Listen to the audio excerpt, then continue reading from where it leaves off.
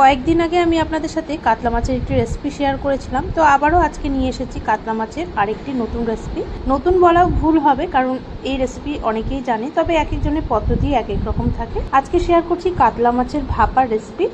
এটা আমি আমার মতো করেই বানিয়েছি, আশা করি ভিডিওটা আপনাদের ভালো লাগবে। তো চলুন দেখে নেওয়া যাক আমার আজকের রেসিপি। এখানে 5 পিস কাতলা মাছ নিয়েছি, তার মধ্যে লেজ, পেটি, গাদা আছে। মাছ ভালো করে ধুয়ে নিয়েছি। এবার লবণ, হলুদ আর একটু লঙ্কার গুঁড়ো দিয়ে ভালো করে মাখিয়ে নেব, আর একটু লেবু রসও দিয়ে দেব। তো আমি পরিমাণ মতো লবণ, হলুদ দিয়ে দিচ্ছি, একটু লঙ্কার গুঁড়োও দিয়ে দিচ্ছি, আর একটা লেবুর অর্ধেকটা রস চিপে দিয়ে দিচ্ছি। তো মাছের গায়ে লবণ, হলুদ, লঙ্কার গুঁড়ো, লেবু রস ভালো করে মাখিয়ে নেব। মাখিয়ে 15 থেকে 20 মিনিট এইভাবেই রেখে দেব। তারপর রান্নাটা আমি করে নেব। একটু রেস্টে রাখলে কি হবে, ভালো মতো মাছের গায়ে লবণটা ঢুকে যাবে, আর এই কাতলা ভাপাটা খেতেও ভালো লাগবে। তো ভালো করে মাখিয়ে নিচ্ছি।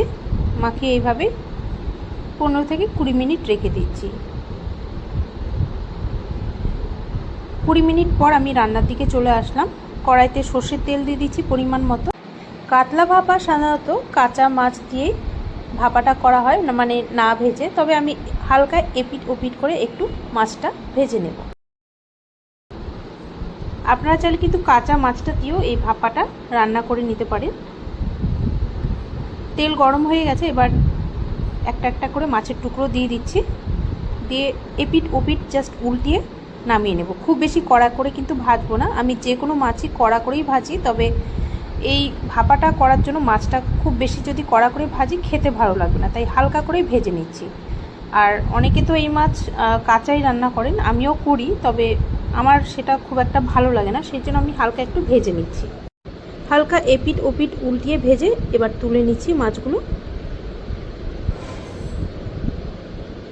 মাছগুলো তুলে ওই তেলের মধ্যে এবার ভেজে নেব পেঁয়াজ। তো দুটো পেঁয়াজ কেটে রেখেছিলাম, একটার মতো পেঁয়াজ দিয়ে দিচ্ছি। একদম ঝিঝিরি করে কেটে নিয়েছিলাম পেঁয়াজটা। পেঁয়াজটাকে লাল করে ভেজে নেব। পেঁয়াজটা ভাজতে ভাজতে এদিকে মশলাটাও রেডি করে নিচ্ছি। গ্যাসের ফ্লেমটা আমি কমিয়ে রেখেছি। মশলাটা বানিয়ে নিচ্ছি। মিক্সিং জারে বড় 2 চামচের মতো দিয়ে দিচ্ছি হলুদ সর্ষে। সর্ষেটা আমি ভালো করে ধুয়ে একটু জলটা ঝরিয়ে রেখেছিলাম, তাই একটু ভিজে মনে হতে পারে। এবার দিয়ে দিচ্ছি 6টা কাঁচা লঙ্কা, 3 কোয়া রসুন। রসুন খুব বেশি দিলে উগ্র গন্ধ করবে, তাই খুব বেশি রসুনটা দেওয়া যাবে না, আমি 3 কোয়ার মতোই দিলাম। অল্প জল দিয়ে মিহি করে পেস্টটা করে নিচ্ছি। এদিকে দেখুন পেস্টটাও কিন্তু হয়ে গেছে। এদিকে পেঁয়াজটাও ভাজা হয়ে গেছে, একদম লাল লাল করে দেখুন পেঁয়াজটা আমি ভেজে নিয়েছি। আর এই পেঁয়াজটা যখন লাল লাল হয়ে আসবে তার কিছুক্ষণ আগেই কিন্তু অল্প কালো জিরে দিয়ে দিতে হবে। তো আমি একটু কালো জিরে দিয়ে দিলাম। দিয়ে আবার একটু ভালো করে নেড়ে চেড়ে এবার এই ভাজা পেঁয়াজটা নামিয়ে নিচ্ছি।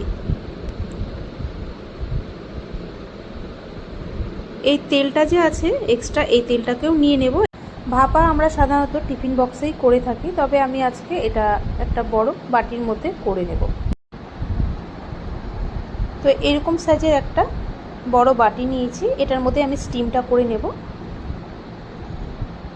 যে পেস্টটা করে রেখেছিলাম সেই পেস্টটার মধ্যে দিয়ে দিচ্ছি। মিক্সিং জারে অল্প জল দিয়ে ধুয়ে দিয়ে দিচ্ছি মশলাটা। যেই পেঁয়াজটা ভেজে রেখেছিলাম সেই পেঁয়াজটা দিয়ে দিচ্ছি এর মধ্যে।